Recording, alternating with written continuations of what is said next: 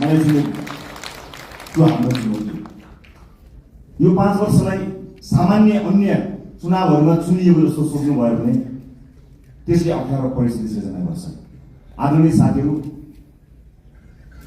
मलाई थाहा छ राजनीति यसै गरी चल्छ भनेर कहीँ कतै मानिसहरू त्यही ढङ्गले दौडधुप पनि मैले गरेको कहीँ कतै देखिरहेको छु।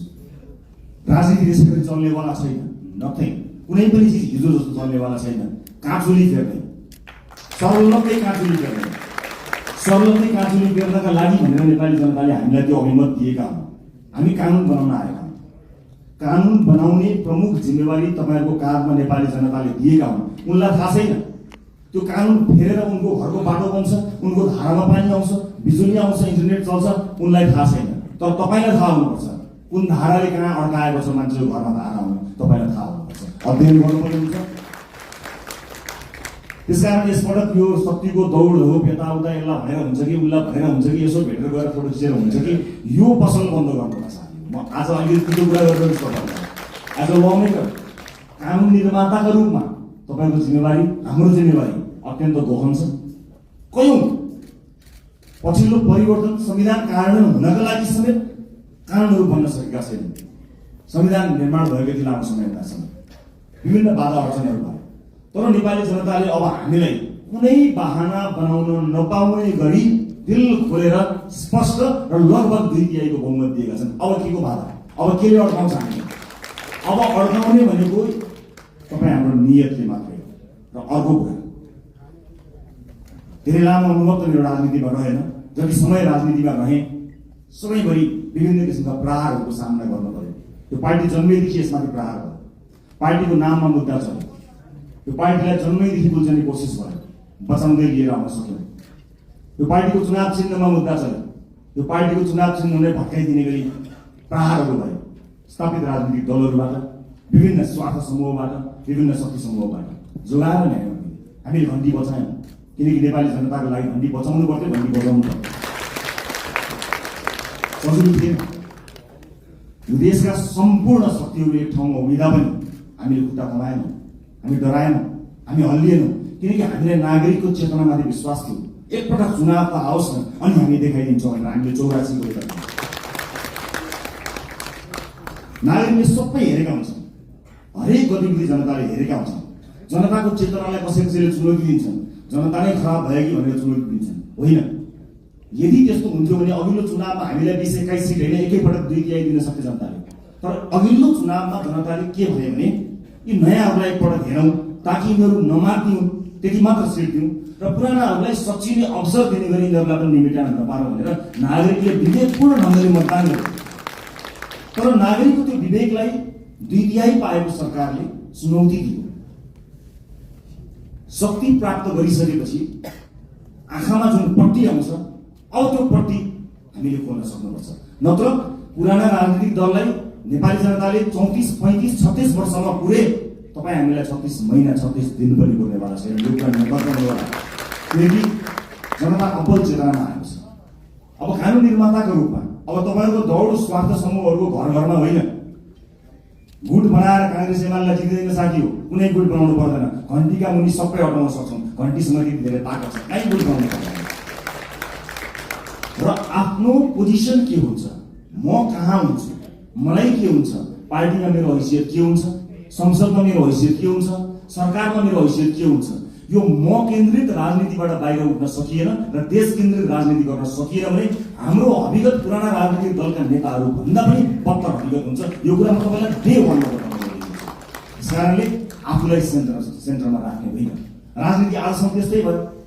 सहमति त गर्ने, राष्ट्रिय सहमति गरे जस्तो भन्दै, राजनीतिक सहमति गरेको छ भन्दै विभिन्न सहमतिहरूमा नेताहरूले आफ्नो ठाउँ सुरक्षित राखे, आफ्नो ठाउँ सुरक्षित राखे, पार्टीहरूले आफ्नो ठाउँ सुरक्षित राखे।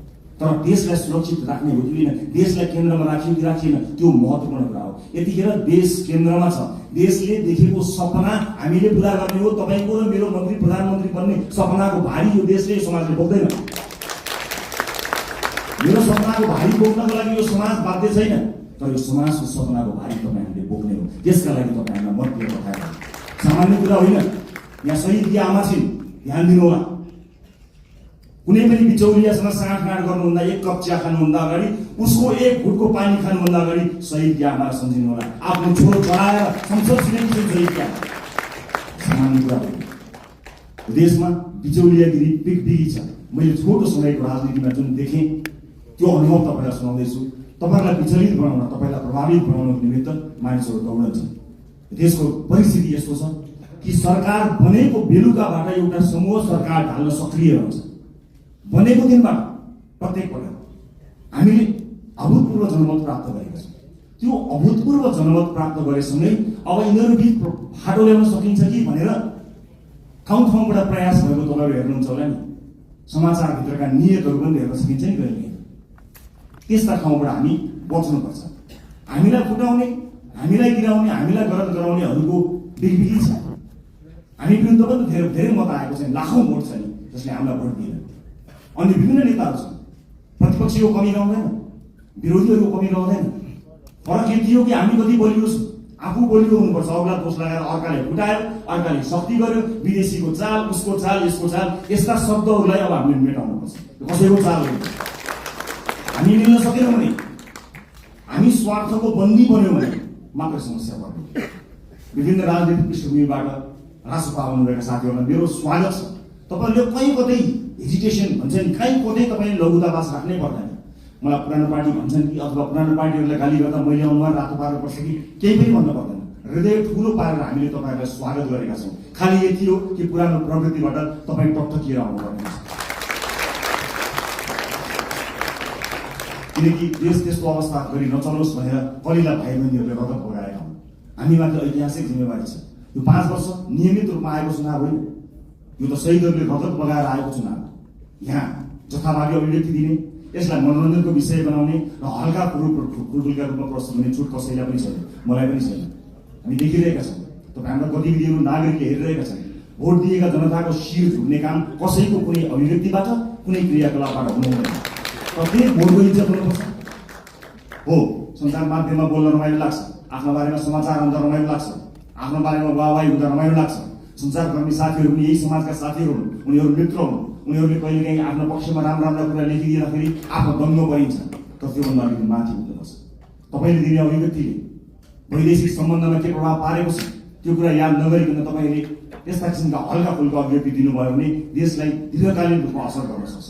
अब तपाईँ हिजोको मान्छे होइन, अब जिम्मेवार सांसद हो, जिम्मेवार राजनीतिकर्मी हो, जिम्मेवार प्रतिनिधि सभाको सदस्य हो। त्यसकारणले आफ्नो भूमिका परिवर्तन भएको छ। होइन जो कोहीलाई अझै पनि म अभियन्ता हुँ भन्ने लाग्छ, अझै पनि पुरानो पेसाकर्मी हुँ जस्तो लाग्छ, जो कोहीलाई म हिजोकै जस्तै भनौँ न यति जिम्मेवार नभए पनि सार्वजनिक अभिव्यक्ति जस्तो दिन्छु त्यस्तै दिन्छु भन्ने जस्तो लाग्छ भने you are more than welcome to leave this hall. तपाईँको सांसदको भूमिकाबाट बाहिर जान सक्नुहुन्छ, केही पनि फरक पर्दैन। र होइन अब म जिम्मेवार हुँ, अब मेरो भूमिका फेरिएको छ। देशका कानुनहरू मैले फेर्नु पर्नेछ, कानुनहरूमा संशोधन ल्याउनु पर्नेछ, नयाँ कानुनहरू ल्याउनु पर्नेछ। मलाई मत दिएका जनताको घर घरमा खुसियाली आउनु पर्नेछ र मलाई मत दिएका जनताको चुनो बोल्नु पर्नेछ। मलाई मत दिएका जनतालाई प्रभाव पर्नु पर्नेछ। उनीहरूले मैले जस्तै अस्पतालमा उपचार गर्न जाँदा बेड पाउनुपर्छ, कसैको सोच बिना हुने कुराको म तपाईँलाई अनुरोध गर्न चाहन्छु, सक्नुहुन्छ भने सकेसम्म आफूलाई सरकारी अस्पतालमा उपचार गराउनुहोस्। सक्नु भएन, इमर्जेन्सीको बेलामा मैले भनेको छैन, सक्नुहुन्छ सरकारी अस्पतालमा आफूलाई उपचार गराउनुहोस्। सरकारी सेवालाई चुस्त बनाउने हो। जनताका छोराछोरीहरूलाई जुन अप्ठ्यारो पर्छ तपाईँले मात्र सुविधा प्राप्त गर्नु जायज होइन। सक्नुहुन्छ भने म बाध्यताकारी तपाईँलाई भन्दिनँ, महसुस गर्न सक्नुपर्छ। र अर्को महत्त्वपूर्ण कुरा म यहाँलाई बताउँछु। रासपा स्थापना भएको 3.5-4 वर्ष पनि भएको छैन। यस बिचमा हामी विभिन्न पृष्ठभूमिका साथीहरू जोडिएका छौँ। राष्ट्रपाभित्र देशको अनुहार छ। अहिले जोडिएका साथीहरू यो देशको अनुहार, यही समाजबाट हामीले प्राप्त गरेका अनुहारहरू हो। हामीभित्र कसैको विवाद पनि होला, कसैको उच्च छवि पनि होला, कसैको सामान्य किसिमको सार्वजनिक जीवन होला, कसैको उच्च किसिमको सार्वजनिक जीवन होला। जे जस्तो भए तापनि एउटा कुरा आज मैले साथीहरूलाई राखेर स्पष्ट के बताउनु पर्छ भने सरकार 2/3 छ, सङ्ख्या घट्ला अथवा सरकार बहुमतमा रहन्छ, सङ्ख्या घट्ला अल्पमतमा पर्ला भन्ने कुराको पर्वाह नगरिकन रासपाले जन्मदेखि आफ्नो विधानमा स्थापित गरेको राइट टु रिकलको व्यवस्थालाई यसपटक कडाइका साथ लागू गर्नेछ।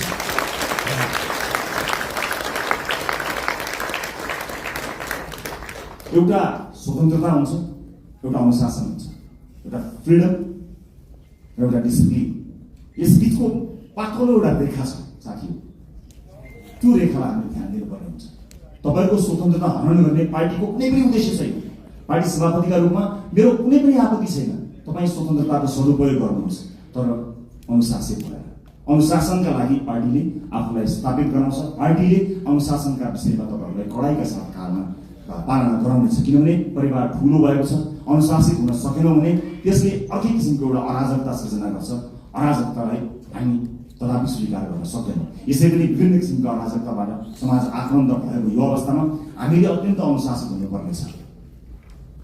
म अघि पछिभन्दा आज अलिकति फरक चुनिएको छु होला, तपाईँले महसुस गर्नुभएको छ होला। अलिअलि कडाइका कुराहरू गर्यो, अलिअलि कारवाहीका कुराहरू गर्यो, यसले राइट टु रिकलको कुराकानी गर्यो, अलिक खबरदारी गरे जस्तो गर्यो भन्ने कुरा तपाईँलाई लागेको होला। लाग्नुपर्छ तपाईँलाई, किनकि जुन आशा र अपेक्षाका साथ नेपाली जनताले भोट खन्याएर दिएका छन् नि, त्यो ठुलो जिम्मेवारीको महसुस तपाईँलाई प्रत्येक दिन हुनुपर्छ साथी, प्रत्येक दिन हुनुपर्छ। यो देश अहिले पनि बन्दैन भने कहिले पनि बन्दैन भनेर साथीहरूले भनेका छन्, हर ठाउँमा भनेका छन्। तपाईँ भोट माग्न जाँदाखेरि आमा बाहरूले हुँदै के भनेका छन् तपाईँलाई थाहा छ? बाबु यो देश बचाऊ भनेका छन्। सुन्दाखेरि यो देश बचाऊ कति सामान्य कुरा पनि, कति गहन कुरो छ, कति गहिरो कुरो छ, कति ठुलो कुरो छ भन्नुहोस् त। यो देश बचाऊ हामी जस्ता सामान्य मान्छेको हातमा, निलो झन्डा फरफराउँदै हातमा घन्टी बोकेर हिँडेका हाम्रा हातमा, हाम्रा काँधमा देशका ज्येष्ठ नागरिकदेखि बालक बालिकाहरूसँगले यो देश बचाऊ भनिरहेका छन्। यो जिम्मेवारी ठुलो शक्ति हामीले प्राप्त गरेका छौँ। जति ठुलो शक्ति त्यति ठुलो जिम्मेवारी साथी हो। कृपया यो जिम्मेवारीको महसुस यहाँहरूले गर्नुहोला। म जो जहाँ जुन ब्याकग्राउन्डबाट आउनुभएको छ म सबैलाई स्वागत गर्न चाहन्छु। राष्ट्रभित्र सिङ्गो देशको अनुहार छ। यहाँ व्यापार व्यवसाय क्षेत्रका साथीहरू पनि हुनुहुन्छ, विद्यार्थी साथीहरू पनि हुनुहुन्छ, जेनजी पुस्ताका सबै साथीहरू हुनुहुन्छ, युवा साथीहरू हुनुहुन्छ, महिला साथीहरू हुनुहुन्छ, सीमान्तकृत वर्गलाई प्रतिनिधित्व गर्ने साथीहरू हुनुहुन्छ, सामाजिक अभियन्ता हुनुहुन्छ, कवि कलाकार मोडल रोल मोडल सबैजना हुनुहुन्छ, पूर्व प्रशासकदेखि लिएर सबैजना हुनुहुन्छ।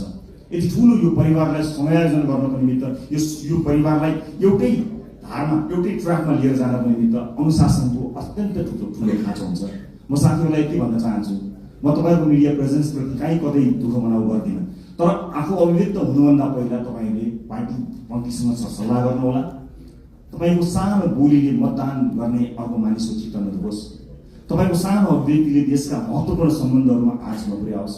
देशका कयौँ गहन विषयहरू हुन्छन्, अर्थतन्त्र लगायतका विषयहरूमा तपाईँका हल्का टिप्पणीहरूले हामीप्रतिको आशा निराशामा बदलिन सक्छ। त्यसकारणले मैले एउटा अभिभावकको हिसाबले तपाईँहरूलाई सचेत गराउन खोजेको आजको यो भेटघाट कार्यक्रममा उपस्थित सम्पूर्ण साथीहरू। राजोपा परिवार विशाल परिवार भएको छ।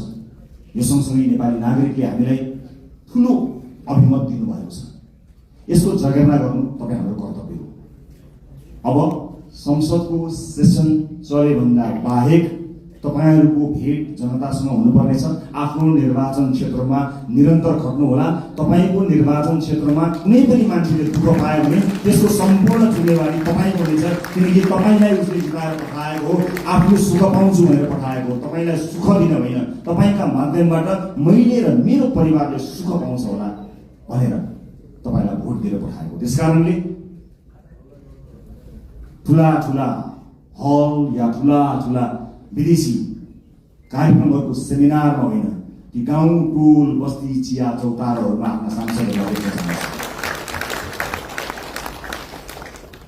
हामी सांसद भयौँ भन्दैमा त्यो सांसद भएको ब्याचले या त्यो सर्टिफिकेटले एकाएक ज्ञान दिने होइन, अध्ययनको आवश्यकता पर्छ, ज्ञानको आवश्यकता पर्छ। र अब शक्तिशाली भएँ भनेर आफ्नो चालचलन आफ्नो व्यवहारै परिवर्तन गर्ने कयौँ साथीहरू पनि मैले देखेको छु। त्यसमा विशेष ध्यान दिनुहोला। नागरिकसँग सधैँ नजिक रहनुहोला। चुनाव त फेरि पनि आउँछ, त्यतिखेर हामीले भनेका छौँ, यसपटक हामीले इतिहास रच्ने कोसिस गरेका छौँ।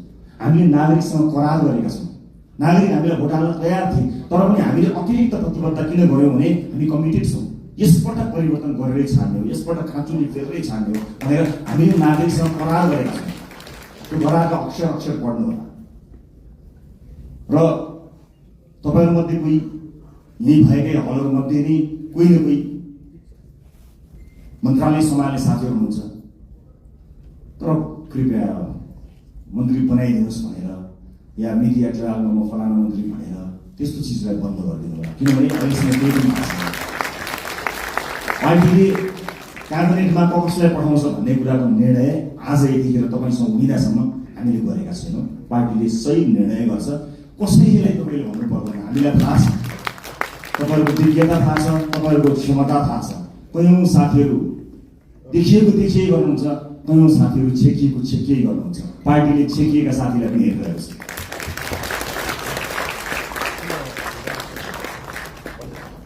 कहिलेकाहीँ कसैले जति देखाउँछु भने पनि देखिँदैन, कसैले लुकाउँदा पनि देखिन्छ। क्षमता भन्ने कुरा त्यस्तो हुन्छ। त्यस कारणले कतिपय अलि बढी चर्चामा आएका साथीहरू र चर्चामा आउन नपाएका साथीहरू सबैलाई पार्टीले हेरेको छ। कयौँ विषयका विज्ञ साथीहरू हुनुहुन्छ। म सञ्चारकर्मी साथीहरूलाई के पनि अनुरोध गर्न चाहन्छु भने सार्वजनिक चासो र सार्वजनिक छविमा आइसकेका भन्दा पनि राष्ट्रसभाभित्रका 100 विज्ञ साथीहरू यो हलभित्र हुनुहुन्छ। अलिकति क्यामेरालाई फोकस गर्नुभयो, अलिकति tilt down tilt up left right गर्नुभयो भने यो हलभित्र 101 विज्ञ साथीहरू हुनुहुन्छ है साथीहरू। त्यस कारणले आम नागरिकलाई ती साथीहरूबारे पनि जानकारी दिदिनु होला है। चलेका, देखिएका, सुनिएका साथीहरू त सधैँ हुनुहुन्छ, त्यहाँतिर पनि अलिकति ध्यान दिनुहोस् ताकि नागरिकले थाहा पाउन् कि राष्ट्रवादीहरू यस्ता मान्छेहरू पनि रहेछन् भन्ने कुरा। यो मेरो सञ्चारकर्मी साथीहरूको उल्लेख्य उपस्थिति भएको हुनाले मेरो विनम्रपूर्वक यहाँहरूलाई गरिएको अनुरोध हो। अब म लगभग आफ्नो भनाइको अन्त्यतिर आएको छु। उपस्थित साथीहरू, चुनावमा हामीले अत्यन्त दुःख गऱ्यौँ, तपाईँहरूले मेहनत गर्नुभयो, परिश्रम गर्नुभयो। केही नयाँ साथीहरू, केही पुराना साथीहरू पनि चुनिएर आउनुभएको छ। अधिकांश धेरै सांसदका रूपमा नयाँ साथीहरू आउनुभएको छ। स्वाभाविक रूपमा के होला, कसो होला, कस्तो होला भन्ने कुरा तपाईँलाई लागेकै हुनुपर्छ। चुनावका बेलामा जुन मेहनत तपाईँले गर्नुभयो त्यो खटाइका हिसाबले त्यो मेहनत सायद नपर्ला, तर सोचाइका हिसाबले, पढाइका हिसाबले, अध्ययनका हिसाबले, रिसर्चका हिसाबले त्योभन्दा कम मेहनत गरेर चाहिँ परिवर्तन आउन सक्दैन। त्यसकारणले तपाईँको काँधमा अत्यन्तै ठुलो जिम्मेवारी आइपरेको छ। यसको महसुस गर्नुहोला। म फेरि पनि दोहोऱ्याएर भन्न चाहन्छु, संसारको कुनै पनि देशले बिरलै पाउने यो अवसर हामीले प्राप्त गरेका छौँ। आफ्नो देशको इतिहास आफ्नै हातले लेख्ने यो अवसर हामीले प्राप्त गरेका छौँ। भोट माग्दा हामीले आम जनतालाई के भनेका थियौँ भने यसपटक तपाईँले आफ्नो भाग्य आफ्नै हातले लेख्ने हो, इतिहास रच्ने हो 21 गते भनेर हामी सबैले भनेका हौँ। विभिन्न ठाउँमा विभिन्न साथीहरूसँग भेटघाट गर्दा म आफै पनि पुगेको र तपाईँहरूको हात समातेर भनेको म सम्झन्छु। हामीले भनेका थियौँ यसपटक आफ्नो हातले आफै इतिहास लेख्ने। आज म तपाईँलाई यो हलभित्र भनिरहेको छु, साथी हो, यो देशको भविष्य कस्तो लेख्ने तपाईँको हातमा छ, मात्र तपाईँको हातमा छ, अरू कसैको हातमा छैन। जनताले दिए तपाईँलाई, ल लेख हाम्रो भविष्य, ल रोक हाम्रा छोराछोरीलाई विदेश जानबाट, ल सृजना गरेर रोजगारी, ल बनाऊ बाटोघाटो, ल पुर्याऊ बिजुली, देऊ शिक्षा, देऊ स्वास्थ्य। जनताले आफ्नो गर्ने काम गरे, तपाईँको काममा आएको छ। यसबाट एकदमै धेरै रमाइलो यसलाई लिएर यसलाई चाहिँ उत्सवका रूपमा भन्दा पनि जिम्मेवारीको रूपमा काम गर्नुपर्ने यो गहन बेला तपाईँको काममा आइपरेको छ। त्यसैले म सबैलाई यसको महसुस गर्नको निमित्त हार्दिक अनुरोध गर्न चाहन्छु। म फेरि पनि भन्छु, यो सामान्य परिस्थितिले आएको होइन। भाइ बहिनीहरूले, ससाना भाइहरूले आफ्नो तथप लगाएर ल्याएको यो परिवर्तनलाई संस्थागत गरेर अर्को निर्वाचनमा कुनै पनि उम्मेदवारले भोट माग्न जान नपरोस्, हाम्रो काम बोलोस् भन्ने हेतुले तपाईँहरूले काम गर्नुहुनेछ। नजानेको कुरा सिक्नका लागि कहिले पनि अप्ठ्यारो मान्न पर्दैन। मैले अघि नै भने हामीले सांसदको लोगो लगाउने बित्तिकै, हामी सांसदको कुर्सीमा बस्ने बित्तिकै या संसद भवन छिर्ने बित्तिकै ज्ञान उहिरिएर हामी कहाँ आउने होइन। फेरि पनि मेहनत गर्नुपर्छ, फेरि पनि परिश्रम गर्नुपर्ने हुन्छ। कहाँ समस्या परेका छन् त्यसबारे ध्यान दिनुपर्ने हुन्छ। मलाई आशा छ यति प्रबुद्ध, यति क्षमतावान, यति युवा, यति समावेशी, यति धेरै साथीहरू एक ठाउँमा उभिँदा पनि यो देश बन्दैन भने, यति साथीहरू मिलेर पनि बनाउन सकिएन भने कसले बनाउन सक्ला? सक्छौँ, हामी गर्छौँ, हामी सक्छौँ, हामी गर्छौँ। अन्त्यमा देशको सबैभन्दा ठुलो समस्या मैले देखेको सामाजिक न्याय हो। सामाजिक न्यायका लागि लड्नुपर्ने हुन्छ। आम मानिसको आँखाले देख्ने विकास भनेको भौतिक पूर्वाधारको विकास हुन सक्दछ। ठुला ठुला बिल्डिङ, चिल्ला सडकहरू विकासका सूचक हुन सक्दछन्। मलाई सोध्नुहुन्छ भने मेरा लागि विकासको सूचक भनेको सामाजिक न्याय हो, सोसियल जस्टिस। जुन समाजमा न्याय छैन, जुन समाजमा विवेक छ, त्यो समाज मान्छे बस्ने समाज होइन। मान्छे बस्ने समाजका लागि हामीले मान्छे बस्ने समाज जस्तो बनाउनु पर्ने हुन्छ। सामाजिक न्यायका लागि अब तपाईँ हामीले पैरवी गर्नुपर्ने हुन्छ। राष्ट्रपाले चाहेर पनि कयौँ साथीहरूलाई जोड्न सकेन। हामी समावेशी हुन चाहन्थ्यौँ। हुन त तुलनात्मक रूपमा राष्ट्रपाले अन्य राजनीतिक दलभन्दा धेरै महिला साथीहरूलाई उठायो, तर यो पर्याप्त होइन। म दुःखका साथ क्षमा याचना गर्दै भन्छु, हाम्रो पार्टीभित्र राई लिम्बू समुदायको प्रतिनिधित्व नेपाली प्रतिनिधि सभा हुन सकेन। सभापतिका हिसाबले म क्षमा माग्न चाहन्छु र म विश्वासका साथ भन्न चाहन्छु आगामी दिनमा समावेशिताको यो महत्त्वपूर्ण कडीलाई प्राथमिकताका साथ अगाडि राखेर अगाडि बढ्नेछौँ। म विश्वास गर्न चाहन्छु। यही हलबाट तपाईँहरू भोलि मन्त्रीका रूपमा आसीन रहनुहोला। म तपाईँलाई स्पष्ट पार्न चाहन्छु, तपाईँले शक्ति आर्जन गरेर भोलि बजेटमा आफ्नो क्षेत्रमा बजेट सोरेर लानुभयो, कर्णालीलाई लगाउनु भयो, मधेसलाई लगाउनु भयो, सुदूरपश्चिमलाई लगाउनु भयो भने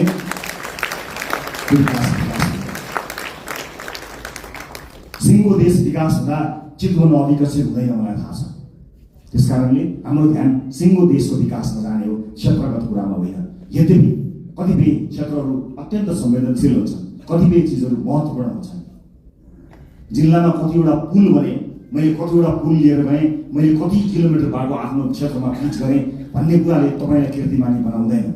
मैले अघि भने जस्तै कर्णालीमा बाटो पुग्यो कि पुगेन, कर्णालीमा अस्पताल बन्यो कि बनेन, कर्णालीमा सुत्केरी आमाले बाटोमा मृत्युवरण गर्न पर्यो कि परेन, मधेसमा शिक्षाको उज्यालो पुग्यो कि पुगेन, स्वच्छ खानेपानी पुग्यो कि पुगेन, बालबालिकाहरूले पोषण पाए कि पाएन। विकासको सूचक हो। तपाईँ हामीले सोचेको विकास यही हुनुपर्नेछ। अर्को पटक मैले चुनावमा बाटो लगिनँ भने, मैले अर्को पटक चुनाव जित्दिनँ भनेर तपाईँले आजदेखि लाग्नुभयो भने मैले फेरि पनि राइट टु रिकलको व्यवस्थाको बारेमा सम्झना गर्नुपर्ने हुन्छ। साथीहो, एउटा चुनावबाट अर्को चुनावका लागि होइन, एउटा पुस्ताबाट अर्को पुस्ताका लागि लडेका हो। अर्को चुनाव जितौँ नजितौँ त्यो सरकारको विषय भएन, तर अर्को पुस्ताले हार्न हुँदैन। साथी, धेरै पुस्ताले हारिसकेपछि हामी एउटा आशा अपेक्षाको दियो बाल्न सफल भएका छौँ। यसलाई निर्णय नदिनु होला। सभापतिका रूपमा म तपाईँहरूसँग सधैँ छु। म लोकतान्त्रिक पद्धतिलाई विश्वास गर्छु। वर्तमान व्यवस्था, वर्तमान संविधानप्रति प्रतिबद्ध छु।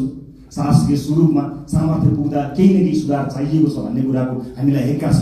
तर वर्तमान व्यवस्था, वर्तमान परिवर्तन, वर्तमान संविधानप्रति हाम्रो प्रतिबद्धता डगमगाएको छैन, डगमगाउनेवाला पनि छैन र यहाँहरूले पनि त्यसलाई डगमगाउन दिनु छैन भन्ने मैले विश्वास गरेको छु। इतिहास रचनामा एउटा मान्छे, एउटा नेताको हात हुँदैन, एउटा पार्टीको हात हुँदैन। इतिहासको कालखण्डदेखि यहाँसम्म विभिन्न पुराना राजनीतिक दल र नेताहरूले त्याग र तपस्या गरेर आज हामीलाई यो दिन ल्याउनु भएको छ।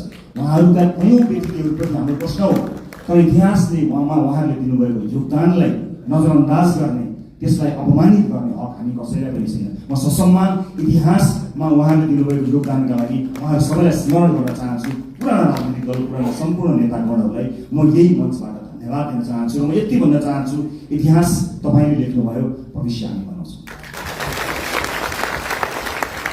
हाम्रा अभिव्यक्तिहरूमा कुनै पनि राजनीतिक दल र विपक्षीहरूप्रति कटाक्ष भयो भने त्यो अनर्थ हुन जानेछ। आज विजयको उन्मादमा हाम्रा समर्थक साथीहरूले विजयी भएका कारण, अत्यधिक मत आएका कारण विपक्षीहरूप्रति विभिन्न माध्यमहरूमा, सञ्चार माध्यम लगायत सार्वजनिक माध्यमहरूमा जुन ढङ्गले अभिव्यक्ति दिइरहनु भएको कता कता देखिएको छ, त्यो कदापि स्वीकार्य छैन। विजेता हुनुको अर्थ जिम्मेवार हुनु हो, विजेता हुनुको अर्थ छाडा हुनु होइन। विजेता हुनुको अर्थ विपक्षीहरूलाई कटाक्ष गर्ने अधिकार प्राप्त गर्नु होइन, त्यो लोकतन्त्रको चरित्र होइन। त्यसकारणले हामीलाई माथि धेरै आरोप लागेको छ। आज तपाईँहरू सबैलाई साक्षी राखेर म यो आरोपलाई खण्डन गर्ने जिम्मेवारी तपाईँको कानमा पनि बाँड्न चाहन्छु कि रासोपालाई प्राय अराजक छन्, रासोपा समर्थकहरू अत्यन्त धेरै असहिष्णु छन्, सामाजिक सञ्जालमा गाली गलौजमा उत्रन्छन्, व्यक्तिगत गाली गलौजमा उत्रन्छन्, छुनै हुँदैन, बोल्नै हुँदैन, गाली गरिहाल्छन्। त्यस किसिमको एउटा छवि बनेको छ। म सम्पूर्ण समर्थक साथीहरूलाई बताउन चाहन्छु, अब त्यसबाट बाहिर निस्कनुपर्छ। राष्ट्रपाले प्रशिक्षण गर्न पाएको छैन। 3 वर्षमा आक्रमण झेल्दै आएको राष्ट्रपाले आफ्ना सदस्य साथीहरूलाई राम्रोसँग प्रशिक्षित गर्न पाएको छैन। तर यही समाजका पात्रहरू भएको हुनाले तपाईँले समाजका विभिन्न तह तबकामा लिनुभएको प्रशिक्षणले तपाईँको व्यक्तिगत आचरणलाई देखाउँछ। त्यसकारणले सम्पूर्ण राष्ट्रपा समर्थक साथीहरूलाई म जिम्मेवार भएर अभिव्यक्त हुन सामाजिक सञ्जाल, सामाजिक प्लेटफर्महरूमा, सार्वजनिक प्लेटफर्महरूमा अत्यन्त जिम्मेवार भएर प्रस्तुत हुनको लागि अनुरोध गर्न चाहन्छु। यो राष्ट्रपाले जितेको होइन, यो देशले जितेको हो। हामीले राष्ट्रपाको माध्यमबाट देशले जितोस् भनेर आम नागरिकले हामीलाई भोट दिएका हुन्। त्यसकारणले यो जित केवल राष्ट्रपा समर्थक, राष्ट्रपा भोटरको मात्र होइन, यो जित सम्पूर्ण देशको हुनुपर्नेछ। त्यसका लागि तपाईँ हामीले काम गर्नुपर्नेछ। अबको 5 वर्ष सहज हुनेवाला छैन। हिजोका सांसदहरूको जस्तै गतिविधि या हिजोका मन्त्रीहरूको जस्तै गतिविधि र तिनै निरन्तर त्यही चिजको निरन्तरता यो हो भन्ने जो कोहीलाई परेको छ भने कृपया त्यो होइन। अति संवेदनशील समयमा अत्यन्त धेरै मेहनत गर्नुपर्ने समयमा हामी उभिएको हुनाले फेरि पनि तपाईँहरूलाई मेहनतका साथ अगाडि बढ्नको लागि म हार्दिक अनुरोध गर्न चाहन्छु। अन्त्यमा निर्वाचन जित्नका लागि पार्टीका विभिन्न तह र तबकामा रहेर काम गर्नुहुने सम्पूर्ण साथीहरूलाई म धन्यवाद दिन चाहन्छु। समानुपातिक साथीहरूलाई कतिपय मानिसहरूले तिमीहरू समानुपातिक हो, प्रत्यक्ष होइनौ भनेर अलिकति फरक ढङ्गले हेर्न खोजेको देखिन्छ। म त्यसलाई विभेद भन्छु। म त्यस्ता विभेद पार्टीभित्र नहोस् भन्ने चाहना राख्न चाहन्छु। चाहे प्रत्यक्षमा रहेका हुन्, चाहे समानुपातिकमा रहेका हुन्, सबैले आफ्नो भूमिका र जिम्मेवारी निर्वाह गरेका छन्। कतिले चुनाव जित्नका लागि भूमिका निर्वाह गरे भने अब संसदमा गएर ती साथीहरूले आफूलाई अझ बढी अब्बल प्रमाणित गर्नुहुनेछ। हरेक पेसा, व्यवसाय, क्षेत्र, लिङ्ग सबैको प्रतिनिधित्व गरेर विशाल राष्ट्रपा परिवारमा आउनुभएका तपाईँ साथीहरूलाई सुपर लास्ट एउटै कुरा के भन्छु भने हामी समय र परिस्थितिले एक ठाउँमा जोडिएका हौँ। हामी यो राजनीतिक दल थिएन, हामी यहाँ गोलाकार हुने थिएनौँ भने अलग किसिमका मानिसहरू थियौँ। हाम्रा साथीभाइ अलग थिए, हाम्रो सङ्गत अलग थियो, हाम्रो काम अलग थियो, हाम्रो पेसा अलग थियो। तर परिस्थितिले हामीलाई यहाँ जोडेका, हामीलाई जोडेको, जोडिसकेपछि एज अ टिम प्लेयर एउटा सामूहिक खेलाडीका रूपमा तपाईँ हामीले काम गर्नुपर्नेछ। व्यक्तिगत रूपमा कसैको आचरण, बानी व्यवहार, स्वभाव हामीलाई मन पर्नु नपर्नु बेग्लै कुरा हो। तर यतिखेर हामीले हेर्ने भनेको देशको संविधान हो, संसदको नियमावली हो, पार्टीको विधान हो। तपाईँलाई व्यक्तिगत जीवनमा जुन किताब पढ्न मन लाग्छ पढ्नुहोस्, तर हामीले पढ्ने यिनै किताबहरू हुन्। यिनै किताबभित्र हामी एकबद्ध भएर देशको संविधान मानेर, पार्टीको विधान मानेर, विभिन्न नियमावलीको अधीनमा रहेर एकै ठाउँमा एउटा टिम भएर काम गर्नुपर्नेछ। त्यसकारणले व्यक्तिगत इच्छा आकाङ्क्षा, व्यक्तिगत लाइक डिसलाइक, व्यक्ति मनपर्ने मन नपर्ने कुराहरू गौण रहन्छन्। मैले अघि पनि भने तपाईँको चाहना, तपाईँको सपनाको भारी यो देशले बोक्ने होइन, वर्षौँदेखि यो देशले देखेको सपनाको भारी तपाईँ हामीले मिलेर बोक्ने। कयौँ व्यक्तिगत जीवनमा मन नपरेका साथीहरू पनि कता घुम्दै फिर्दै यहीँ आएर ठोकिएका पनि हुन सक्दछन्। यतिखेर हामीले आफ्नो विवेकको अत्यधिक प्रयोग गरेर मुलुक र जनताप्रति वफादार, इमान्दार र जिम्मेवार भएर काम गर्नुपर्नेछ। म यहाँहरूको सुखद राजनीतिक भविष्यको शुभकामना व्यक्त गर्न चाहन्छु। फेरि पनि निर्वाचनलाई यति ठुलो परिणाममा ल्याउनका लागि काम गर्नुहुने पार्टीको अग्रपङ्क्तिदेखि अन्तिम पङ्क्तिसम्म काम गर्नुभएका सम्पूर्ण साथीहरूलाई धन्यवाद दिन चाहन्छु। मतदाता साथीहरूलाई धेरै धेरै धन्यवाद दिन चाहन्छु। देशका निजी क्षेत्रलाई म आश्वस्त पार्न चाहन्छु कि तपाईँहरू कहीँ कतै पनि विचलित नहुनुहोला। तपाईँहरूले निर्धक्कसँग काम गर्न सक्ने वातावरण हामी बनाउँछौँ। विदेशमा लगानी ल्याउनको निमित्त विदेशमा रहेका नेपाली डायस्पोराका साथीहरूलाई म यही मञ्चबाट आह्वान गर्न चाहन्छु, आउनुहोस्, मिलेर काम बनाऊ। देश निर्माणको यो महान अभियानमा तपाईँको साथ हामीलाई चाहिएको छ। सँगै मिलेर हामी त्यति बसाल्दो सङ्कल्प गर्न सक्छौँ। अन्तर्राष्ट्रिय समुदायलाई पनि म यति भन्न चाहन्छु कि नेपाल लगानी गर्नका लागि सुरक्षित देश छ। तपाईँ र तपाईँको लगानी यो देशमा सुरक्षित हुन्छ। निर्धक्क हुनुहोला, कुनै किसिमको बाधा अड्चन हुने छैन। तपाईँलाई कुनै अमुक नेता वा पार्टीले संरक्षण गर्दैन, तपाईँलाई देशको नीतिले, हाम्रो नीतिले संरक्षण गर्नेछ। नीतिगत रूपमा तपाईँ हामी संरक्षित हुनेछौँ।